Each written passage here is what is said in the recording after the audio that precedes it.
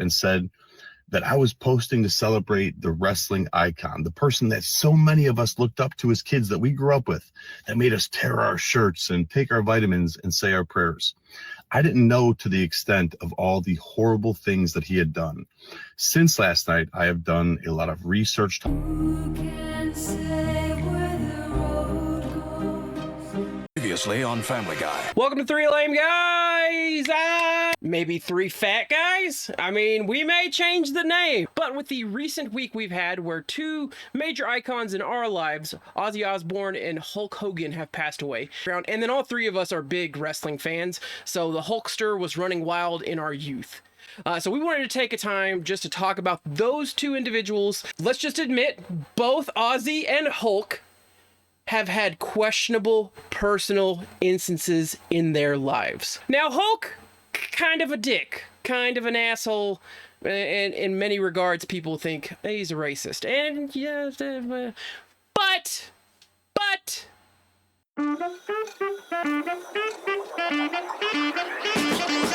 All right, I'm ready. All right, welcome back to Three Lame Guys. I'm Mr. Cack. That's still Nerd Jared. That's still TJ. We're still doing this. I mean, I don't know what you're expecting. We're now going to talk about Hulk Hogan. Oh, Hogan, as the Ultimate Warrior would say. Oh, Hogan. That's from that awesome Yes. program between Ultimate Warrior and Hulk Hogan in WCW, where the Ultimate Warrior was a ghost and appearing in a mirror. They were so cutting edge. Stuff. They tried some stuff. It didn't work, but they tried it. They tried.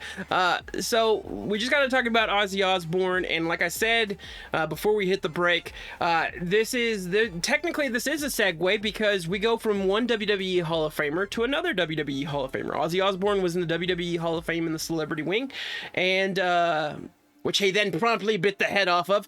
We then transitioned to Hulk Hogan, who is in the Hall of Fame. So we're going to talk about Hulk Hogan. We're all wrestling fans. It's hard to deny the fact that Hulk Hogan was arguably one of the reasons why wrestling survived the 80s going into the 90s. And then he leg dropped Macho Man Randy Savage at Bash at the Beach. And all of a sudden, wrestling was the biggest thing in the entire world, which then led to the creation of the Monday Night Wars, which then led to Stone Cold Steve Austin, the rise of Undertaker, The Rock, all the things that you may hold near and dear about professional wrestling in some way, shape, or form has to come back and tie to Hulk Hogan. As I started off this podcast episode, listen, I know that there are things that he has said, there are things that he does, there are things that he, his constant lies that he tells. I want to ignore all of that. Let's just talk about the wrestler Hulk Hogan. And I will also take a caveat and listen to Thunder Lips discussions if you want. But you have a man who was trying to find his footing and was about to wash out of wrestling until he got invited up to the AWA promotion, where they then were like, hey, when you're getting your butt whooped, you should start trying to shake and have the crowd draw for you. And then they saw him posing and they ripped his shirt off of him, and that then became a staple. So the rise of Hulkamania started well before Vince McMahon and the WWF came calling. But when they did come calling, Hogan promptly bailed on the AWA and did not fulfill his contract with said promotion, as he accepted a very lucrative offer and became a cultural phenomenon. So, boys, you got a favorite Hulk Hogan moment, match?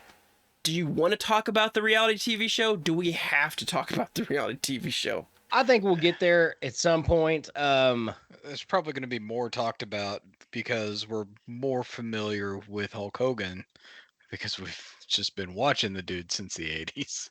True. So I remember I came into the wrestling, even before I started watching wrestling, I knew who Hulk Hogan was because of Rocky or because No holds barred. No holds barred. It's like that's what an icon he was. And just to sort of have that going into it beforehand. Uh, you never really you don't think about it until it's in the moment, and then then you start really thinking back about all the things that you saw or that happened, or and in this case, I think I didn't really realize um his his dominance or what he'd done it probably until around when I started going back and watching all the old WrestleManias. When I got into wrestling, I might have known who he was, but we would go and rent old WrestleManias and Keep in mind that at this time there was only like 9 that were old Right. WrestleManias. well, so WrestleMania 11 happened in 95. I probably started watching wrestling towards the end of 95. So through 96, because I remember we got your aunt to do, I don't think we did Royal Rumble, but we did the Second in Your House and WrestleMania, because TJ's aunt lives out in Vegas, and she had pay-per-view. Pay-per-view wasn't even a thing here at the time, here in little old Ozark, Arkansas. So we would send her money to have her pirate these WrestleMania WWE events and then send us the tape. And then so a lot of times we already knew the results because we'd watch Raw the next night and know what happened, but then have to go back and watch WrestleMania and see how it all went down, or SummerSlam, or whatever it was. Yeah. Um, Yeah, because it took But this is the time when the United States Postal Service took their damn time, and it took like 2 weeks before we even got Yeah. the tape back. yeah, but I think one of probably my very first memories of Hogan, because I was one of those Monday night guys, and this before Nash and Hall showed up. Every once in a while, I'd flip it over to Nitro. If Raw was kind of if they were doing some kind of throwaway match and it was a match I didn't care about, I'd flip it over to Nitro and see what was going on. And I think at this time Sting had just started his little hiatus thing. So there wasn't really a whole lot going on there either. Well, I'd gone back and had again starting at WrestleMania 1, anytime I was out of town, we'd go to a video store and be like, do they have an old WWE WWF at the time? Do they have an old video that I can rent and watch? And sure enough, they did. And I remember I watched WrestleManias 1, 2, and 3 in Wichita on a weekend where we'd went up to see some relatives. They had this big TV in this it was like a living room area, but the house was 3-story. Anyways, I had the whole room to myself. And I was like, well, we're watching WrestleMania 2. So I remember they'd keep coming in and be like, what are you doing? I'm like, I'm watching wrestling. And so seeing him at that young of an age and what he was doing, it's kind of like as I watched them, I sort of kind of got more into Hulkamania. But I think the vibe was always there. You're like, when somebody said wrestling, you said, oh yeah, that thing that Hulk Hogan does. You just whether you watched wrestling or not, that's how big of a name and an icon Hulk Hogan was to wrestling. Yeah, sorry, dog started barking. So I remember back where I grew up, when I was growing up, before we moved into town, we lived way out in the middle of nowhere, and we only had 5 channels: ABC, NBC, CBS, so ABC, NBC, CBS, PBS, and on a good day we would get Fox. But first time I ever watched wrestling was a Saturday night main event, and Hulk Hogan was there. So it's the first time I ever seen the dude. But for whatever reason, it wasn't until moved into town, got cable, had USA Network, and was able to watch Monday Night Raw that I got into wrestling. So a lot of that with what Jared was saying is yeah, we would go back and we would watch older WrestleManias and everything. But yeah, I don't know. I mean, it was kind of like Hulk Hogan was wrestling kind of thing. I mean, it's kind of hard to explain. But you didn't think of wrestling without Hulk Hogan. You remember it was after Hulk Hogan had left the WWF, and when he went to WCW WrestleMania 12, they were doing the Huckster and the Nacho Man. The Huckster and the Nacho Man, yeah, I do. That was pretty good on Vince's part to kind of throw some shade. Yeah. But I mean, it's okay.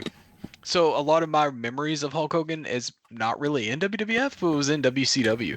You know, matches Right. with Yeah. Sting, matches with Ric Flair, the heel turn of the century.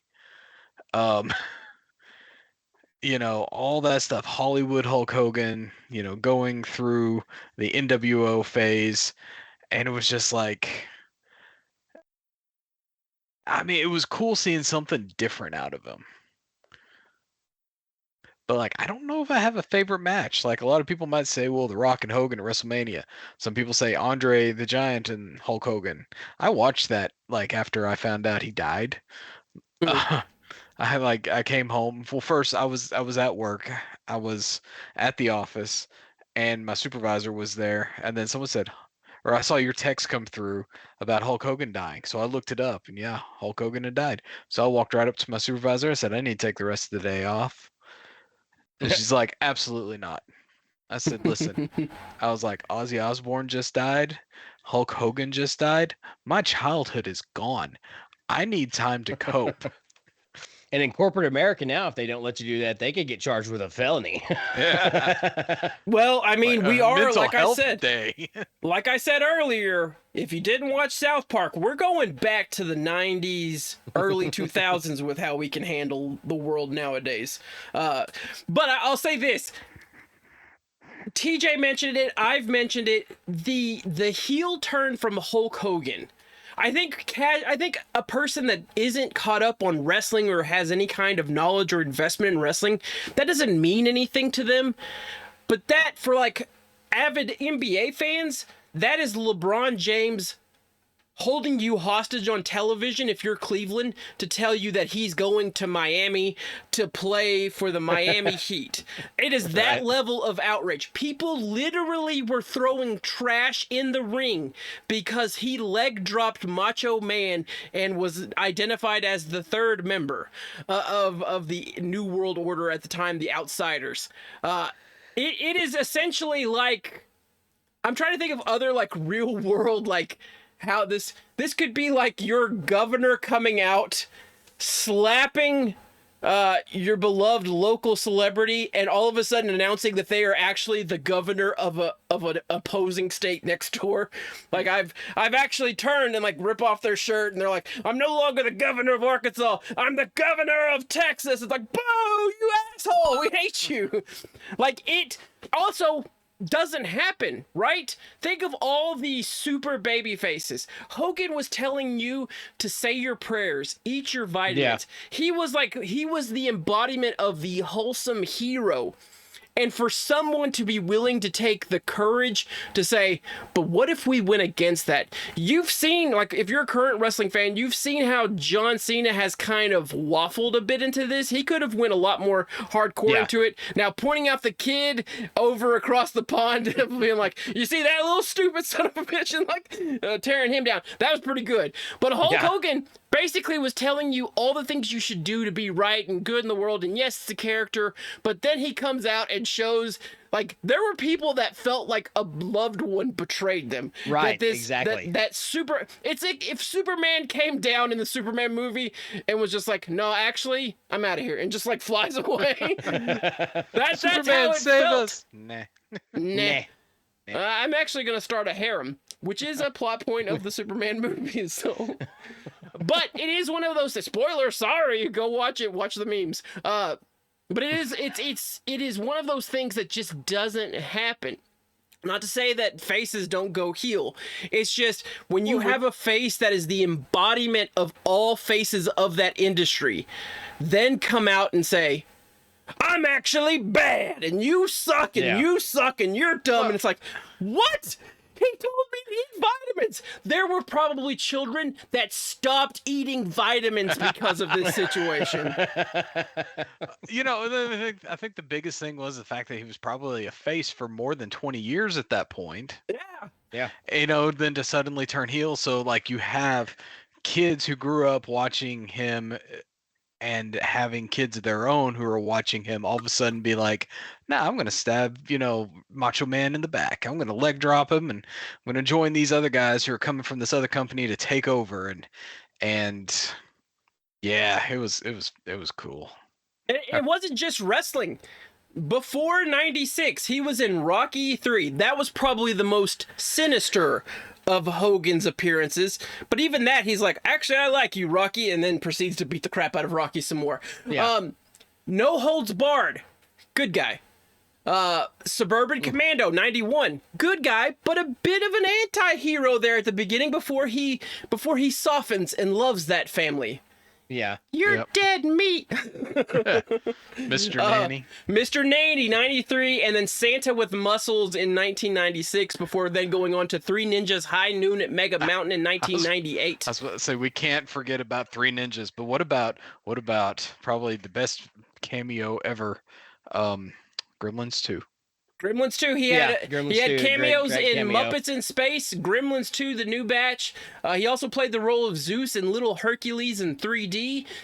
He also made 2 appearances in the A-Team in 1985 and 1986 along with Roddy Piper. He also appeared on Suddenly Susan in 1999. He voiced the Dean in the animated 2011-2015 show China, Illinois. That was an Adult Swim thing. It was weird, but it was basically just Hulk Hogan being this Dean character, but just acting like Hulk Hogan. He said brother a lot. He starred in The Ultimate Weapon in 1998 with Brutus the Beefcake. He also then went on to a TNT original movie in 1997 called Assault on Devil's Island as the leader of a Remember that commando unit featuring fellow genre veterans Carl Weathers and Shannon Tweed, R.I.P. Carl Weathers. He then had a sequel to that, Assault on Death Mountain, 2 years later. Hulk Can't Hogan, forget man. about Thunder in Paradise, man. Well, yes, The greatest TV shows ever made.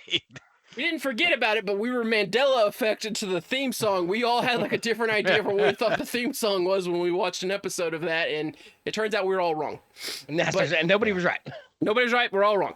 But yeah, I mean, he was such a hero for everything. And yes, there's going to be a contingency that say, well, that's because he never put anyone, whatever. I'm just saying from a perception, especially as a child, when we were younger, when all of this was happening for the most part, or not existing. And it was like, this guy was like the stalwart. That's why it was such a huge thing. Yeah. He also had 2 of the greatest theme songs, I would argue, which one of them's kind of cheap because the NWO has samples of Jimi Hendrix, and Jimi Hendrix is just awesome. But the NWO vignettes that would show up where it was black and white, and that song, like just the guitar riff was playing in the background, so cool, so cool. But also, I am a real American. Like that's the most. Find me another arguably American song than that. I mean, Toby Keith probably has a good push in there somewhere, but just something about every time I hear I am a real American, just kind of like I want to play it 4th of July all the time. Just fight for the rights of every man.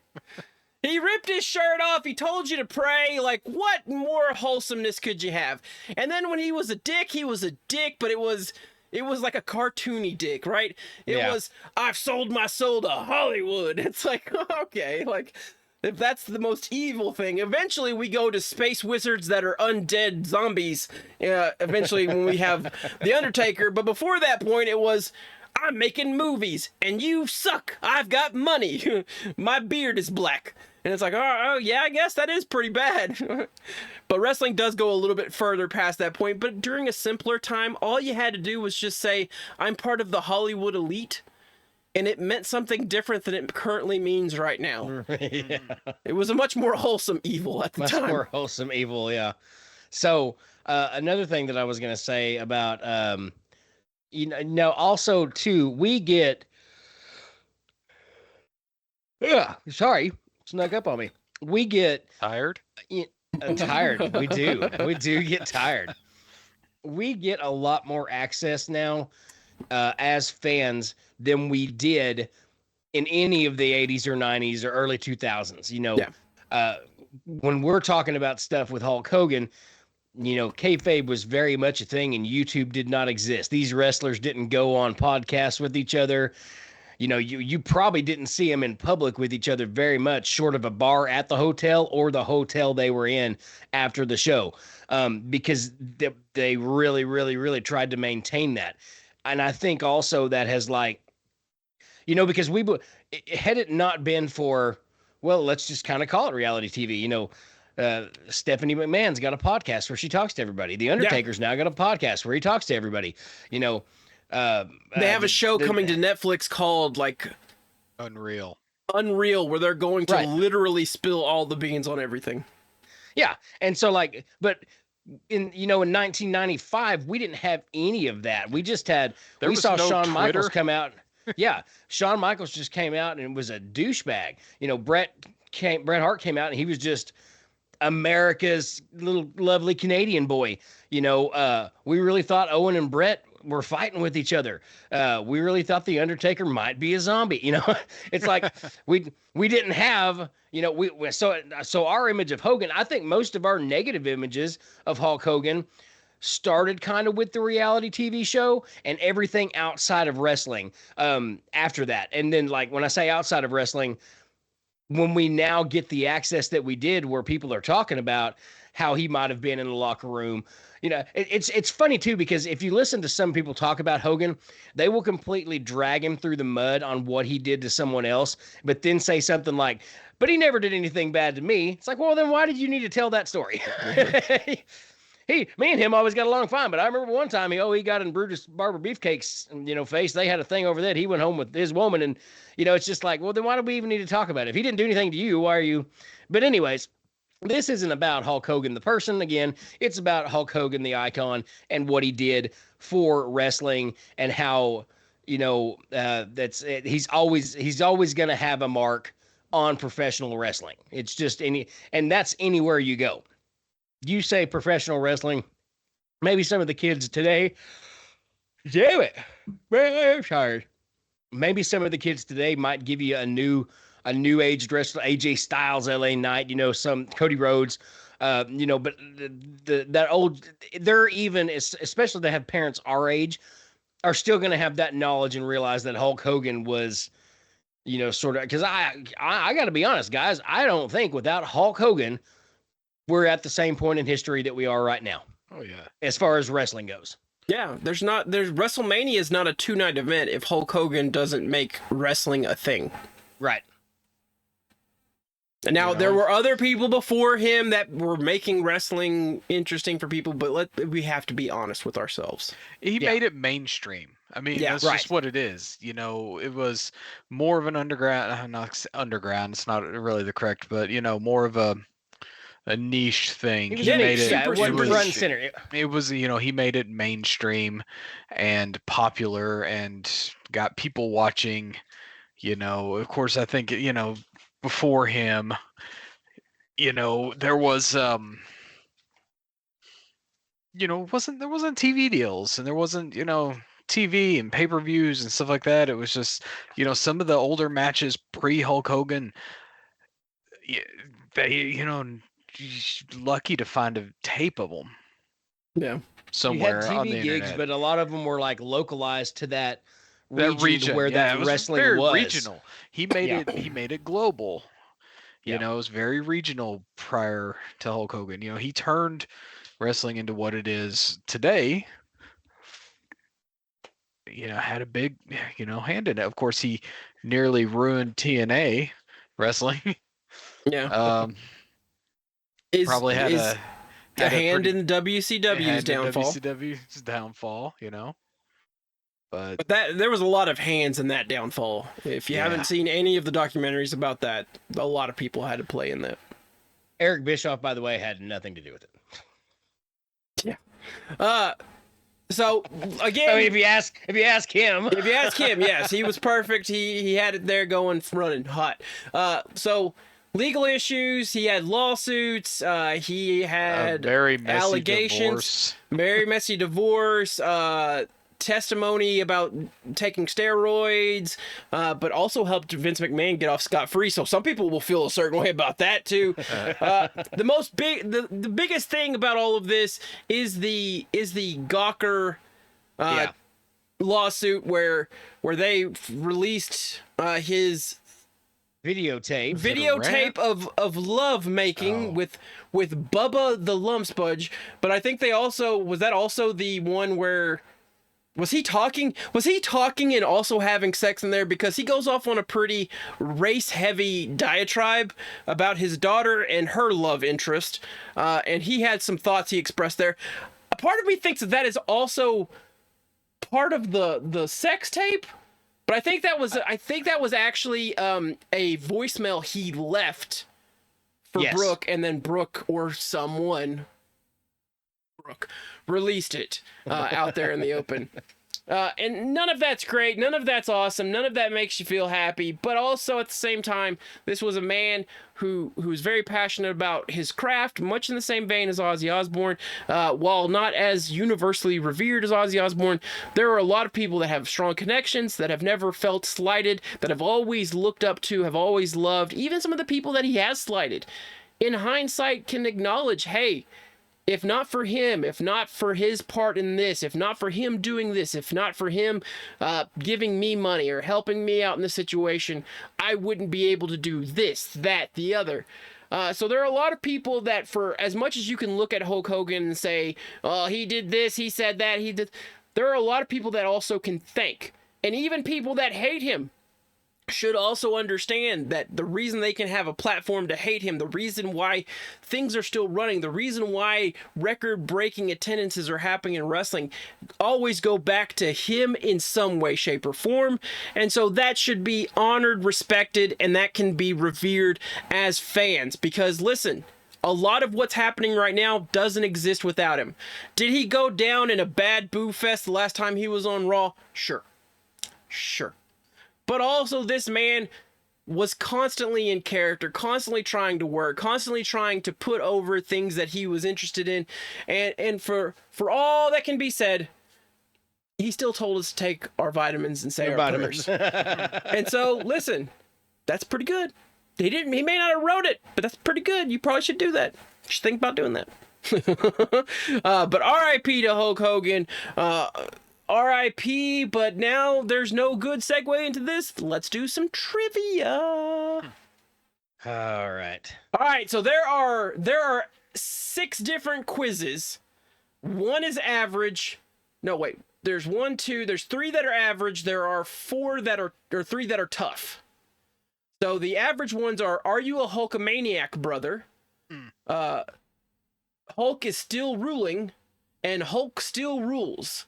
The tough ones are Hulkamania marches on, Hulk Hogan, the Hulkamania quiz, and Hulkamania Part 1, 1984 to 1993. I'd say we probably avoid that one. Yeah. What's the one right before that? Hulkamania. Hulk Hogan, Hulkamania quiz. There has been arguably no bigger star than Hulk Hogan, who literally revolutionized the industry in 1984. This quiz will solely focus on Hulk Hogan's 1984 to 1993 run with the WWF. How's that any different than the other one? Oh, the difference is that one is 10 questions, the other one is 25 questions. Oh, let's do the 10 questions. All right, so we want to do that one, not Hulkamania marches on, or are you a Hulkamaniac, brother? Or let's do the Hulkamania quiz. 10 questions. That is a god awful scary clown that popped up on the page that I'm doing this quiz from. Let me. It's Sting. Oh God, that is a scary clown. That's a bit of a. I did make a joke, and it's kind of. I mean, I don't know if it's in poor taste. I'm gonna ask y'all. But it was the day Hulk Hogan died, and I said, that son of a bitch had tickets to the next Ozzy Osbourne show. Is that in poor taste? It's not. I mean, I feel like people would laugh at that. Listen, I will be one of those people. I know people won't listen to it, and they'll still cry and feel sad and stuff like that. I am definitely one of those people. When I go, please, for the love of God, go have fun. Because I like to have fun, right? Go do what I would do. Sit in your bed and binge watch TV. That's all I ask. That's all I ask. Don't feel sad. Don't feel bad. Listen, if I was still around by that point, I'd probably let a stinky fart and blame it on you. All right, so question number 1, we have on January 23rd, 1984, Hulk Hogan defeated the Iron Sheik to win his very first WWF heavyweight title. On February 20th, 1984, he returned to Madison Square Garden to make his first title defense. Who was the opponent that night? We do have a hint option if we start to feel stumped. I feel like it's Paul Orndorff. That's right in that area. I was kind of thinking Big John Studd. I see those are my two. I don't think it was George the Animal Steel because I don't think it might have been, but it's either Big John Studd or Orndorff. Let's see what the hint says, Mr. Cack. All right. Oh, okay, so there you go. Oh boy. You guys are there. You guys are locked in. You guys are focused. Now we just have to When was decide. the first WrestleMania? Because the first WrestleMania, he was in a tag team match, wasn't it? Okay, start doing the math. Start doing the math. We're in WrestleMania 50, 12. Like what? Well, Yeah. first WrestleMania was 84. Okay. Okay. Yeah, no. Yes, 84 because WrestleMania 9 was 93 Okay. and 10 was 94. So yeah, 84. Okay. Yeah, because I know they went to Madison Square Garden, for WrestleMania 1 and WrestleMania 10. Okay, crap. There's 2 hints left. I feel like if they eliminate one more option, I don't need that last hint, do I? I think this is that. Is that for the whole quiz? That might be That's for the for whole this- quiz. That might be for the whole quiz. We may have screwed ourselves, boys. I'm gonna stick with Paul Orndorff because I think it's early enough. I don't think Big John Studd came in until a little bit later. I'm going Big John Studd. Cack, it's on you. Ooh. What do you think? Ooh, You're the tiebreaker. I need a coin. Okay, let's see. Heads, I go with my brother. Tails, I go with TJ. Okay. Let's see. I gotta differentiate now, because it's just something that'll be tails. That'll be heads. Bam. Tails. We're going with TJ. Big John Stud. It's Does gonna it be wrong. tell us till the end? It I don't won't guess tell it us to tells- the end. It won't tell us Okay, to the alright. end. So we'll It's gonna be Okay. wrong, but That's okay. That's okay. We can come back before we finalize and decide if we want to go back on that. Number 2, one of Hogan's earliest feuds was against old rivals from his AWA days, and 2 had many bloody matches. In fact, one match was so bloody it's called the Minneapolis Massacre. That's an awesome name. Who was this swaggering Southerner? Oh man, I want to say that's Dick Murdoch. I want to say Dr. D. David Schultz. Do we want to hit a hint? Yeah, hit a hint. And a hint. Oh yeah, that is. We only do have one. Okay, so Dick Murdoch's out, so it is either Dr. D or Bobby Duncombe Sr. Bobby Duncombe sounds like a Southerner name, but I'm going to go with TJ on this one, David Schultz. Dr. D. I was thinking Dr. Death. Oh, Well, it's the Dr. Death down there, eh? I'm Shorts in the Southern. All right, we'll go with that. No more. We've only got one hint left. On October 5th, 1985, segments of Saturday Night's main event, Hulk Hogan defended the WWF heavyweight title in the featured match. Who was his opponent? The Iron Sheik, Nikolai Volkov, Cowboy Bob Orton, or Terry Funk? 85, I want to say this was Cowboy Bob Orton. See, I want to say Nikolai Volkov. Ooh, Volkov might have been 85 because we had a period there in the mid to late 80s where we were very, very, very proud Americans. Yeah. We're like, first let's make sure that we let the Russians know that we're very proud Americans, and then we're going to let anybody that might look like they're from Iraq know that we're really proud Americans. So yeah, I think 85 is right around. I feel like Orton would have been earlier. And I feel like 85, I don't think he fought Iron Sheik again till like 86, 87-ish maybe. So I'm WrestleMania for some reason 5, I'm thinking. So I'm gonna go with TJ on that. I'm gonna go with Volkov. All right. Number 4, in the fall of 1985, Hulk Hogan faced another serious threat to his WWF heavyweight title. Which fast-rising cucumber defeated Hogan by count out at back-to-back Madison Square Garden cards? Was it King Kong Bundy, Hercules Hernandez, Jake the Snake Roberts, or Macho Man Randy Savage? See, I feel like Macho Man is the answer on that because he was just I think he just came to WWF in 85. I think it was Macho Man because I think King Kong Bundy was a WrestleMania 1, wasn't he? He was, and King Kong Bundy feels very old. Yeah. Yes. Jake, King Kong Bundy was up in several. Like I even thought he was in Royal Rumble '95. I don't know that Jake the Snake Roberts had any feuds with. I don't think Hogan. they ever got into it. I feel like out of all of them, right, Macho Man is the only one I could think of that is I would probably consider a fast rising newcomer. Yeah, Number 5, What year is it? 85. 85 Fall of for number 4. 85? Yep. Okay, so like he came in like I want to say Savage came in like summer that year, so of 85, it's 85 or 86. I can't remember when Savage got there, but I'm thinking we're pretty solid with that pick. All right. In early 1987, the eventual battle between Hulk Hogan and Andre the Giant began to take shape. The feud actually grew hotter from a war of words between two other WWF personalities. Who were they? Was it Gorilla Monsoon and Bobby Heenan, Roddy Piper and Bobby Heenan, Vince McMahon and Jesse Ventura, or Jesse Ventura and Roddy Piper? So I feel like this is Gorilla Monsoon and Bobby Heenan. I think 'Cause I feel like that too. Okay. Because Gorilla Monsoon was on commentary, and Bobby Heenan was the manager of Andre the Giant. Right. So Piper and Heenan had some dust ups, but Piper in 87 would have been, I don't know if he was IC champ yet in 87, but that's around his run as IC champ. All right, we'll stick with Gorilla Monsoon and Bobby Heenan, Bobby the Brain. Number 6, on November 26, 1987, the very first Survivor Series took place with Andre the Giant and WWF champion Hulk Hogan captaining teams in the main event. Which one of Hogan's teammates was the first one eliminated on their team? Ken Patera, Bam Bam Bigelow, Don Morocco, Don Morocco. and then Paul Orndorff. See, I don't remember also too. Now that when I get Paul Orndorff again, I'm thinking, was he a good guy? I don't think Bam Bam Bigelow would have been eliminated. So I feel like it's Don Morocco or Paul Orndorff. I kind of think Don Morocco, but I'm not. I'm leaning towards Don Morocco. We'll tentatively click him for now, but we can always come back. We still have one hint to use. We can come back and use that if we feel so obliged.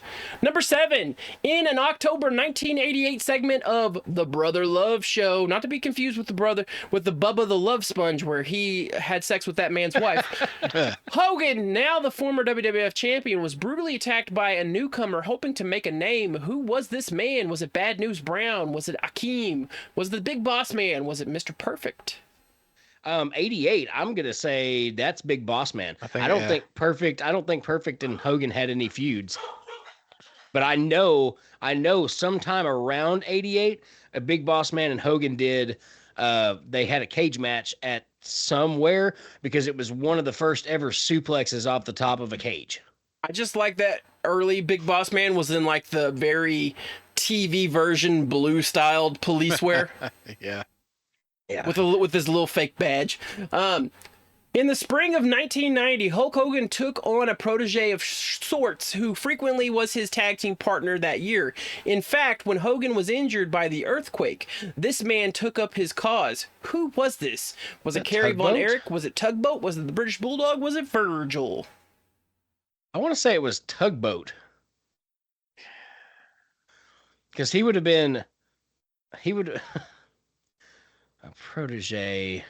It wasn't Kerry because Kerry was Intercontinental Champion. Well, no, Kerry didn't win Intercontinental Championship until the spring of 1990, or until SummerSlam 1990. But I feel like if you're gonna get him the title at SummerSlam, probably in spring he's not doing too much tag teaming. I feel like British Bulldog he came in with. He didn't come in till like 90. Might have been after 92. He was like in the this was the tag team before that, like his own tag team. Those British Bulldogs. Yeah. Virgil, he was with $1 Million Man Ted DiBiase, right? Right. So it's got to be Tugboat. All right, we'll move on. We may come back if we need to. Number 9, at the 1991 Survivor Series, Hulk Hogan's third reign as WWF Heavyweight Champion was ended by The Undertaker. Which prominent heel interfered in the match? Was it Sid Justice? Was it Jake Roberts? Was it Paul Bearer? Was it Ric Flair? When did Ric Flair come into the WWF? I It was. I don't want to say it was Ric Flair or Paul Bearer.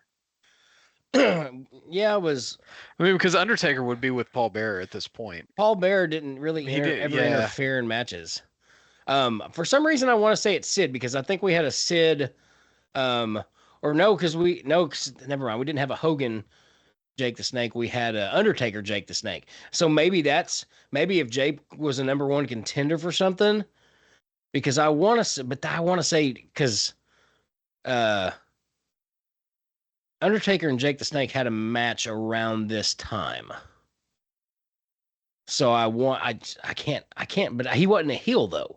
Jake the Snake wasn't a heel. Sid was.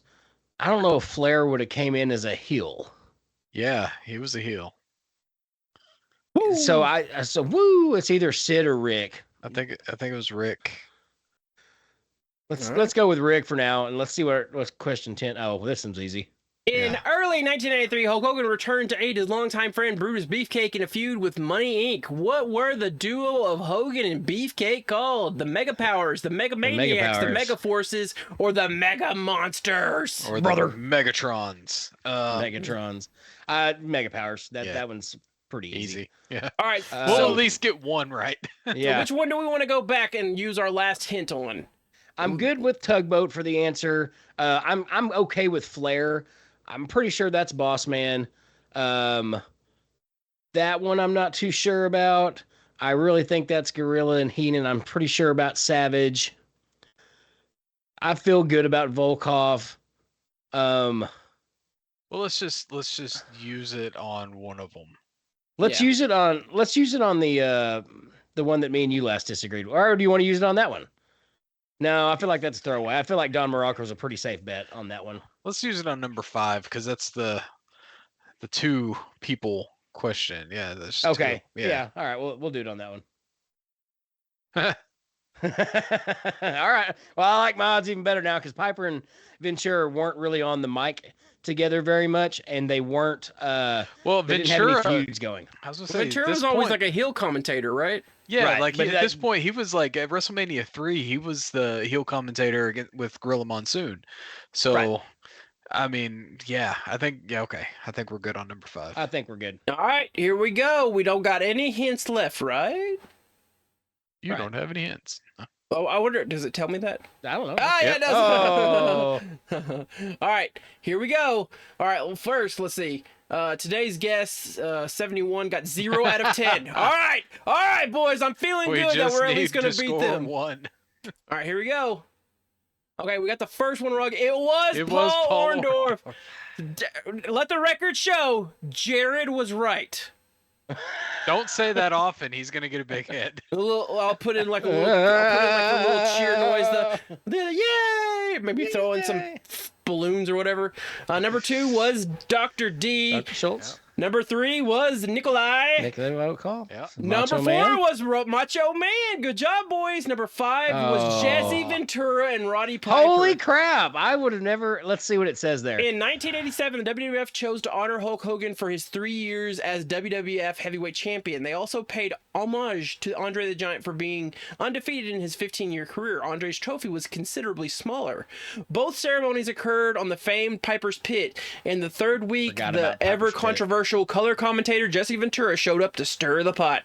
After commenting that Andre was slighted, he challenged Piper to produce Hogan the following week, and he promised to deliver the Giant. The next week, history was made as Andre arrived with Bobby Heenan and made his infamous heel turn and challenged Hogan to a match at WrestleMania 3. I completely forgot about Piper's Pit too, Jared. Yeah. 44% of players have answered this correctly, so we should feel good that, hey, we're with the thick of them. Not the majority, but we're with them. Number Ken 6 was Patera. wrong. Who It the was hell is Ken Patera. Who the hell is He was Ken Patera? just another wrestler at that time. He was just a babyface kind of. Yeah. Well, let's see. Hogan's side was Paul Orndorff. Oh, Bam Bam Ken was Patera, a good guy Bam there. Bam, and Yep. Don Morocco. So all the answers were correct, pe- but he was the first one eliminated. Yeah. So He was a former Olympian and former Intercontinental Champion. I think we need to show more reverence for Ken Patera. yeah. Oh, One Man Gang. I wonder if he was going under One Man Gang. He was pinned by him, so he was definitely under him. Oh, well, yeah, okay. Never, sorry, I misread that. I was like, maybe that's why.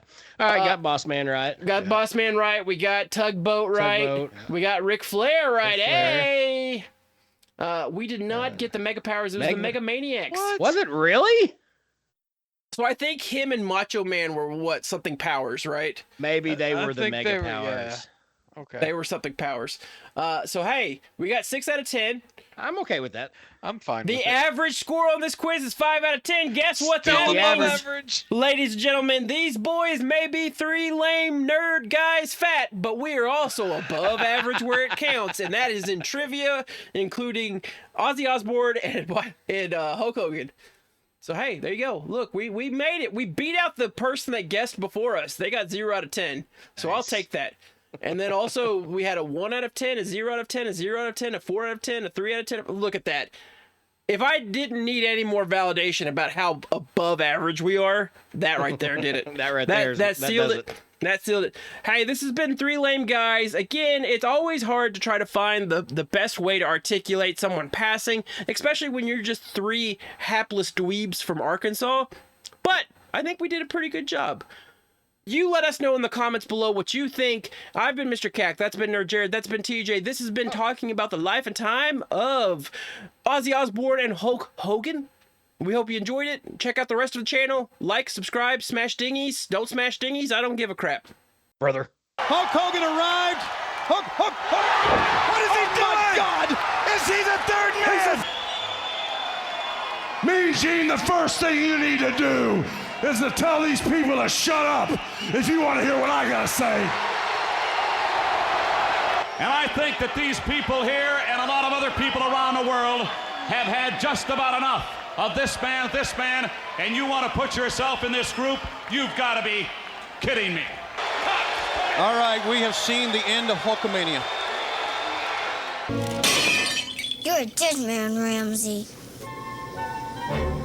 No wonder you guys never talk.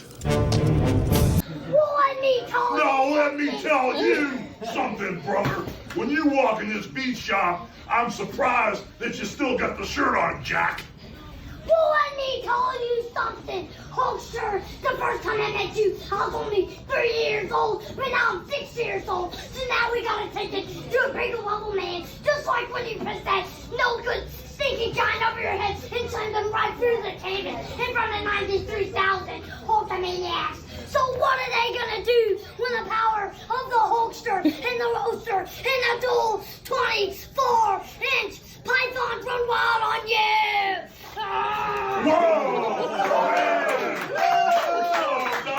Sweet. Train, say your prayers, eat your vitamins, be true to yourself, true to your country, be a real American. Whew.